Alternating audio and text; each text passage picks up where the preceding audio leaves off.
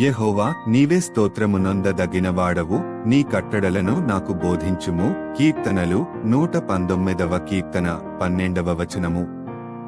సందేశం: దేవుడు స్తోత్రమునొందదగినవాడు. మనం దేవునికి స్తోత్రం చెల్లించాలి. మన జీవితంలో ఆయన కట్టడలను అనుసరించడానికి మనకు మార్గనిర్దేశం అవసరం.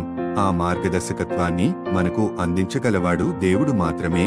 ఆయన మాటను వినాలి, ఆయన ఆజ్ఞలను పాటించాలి. అలా చేస్తేనే మనం నిజమైన జీవితాన్ని జీవించగలం.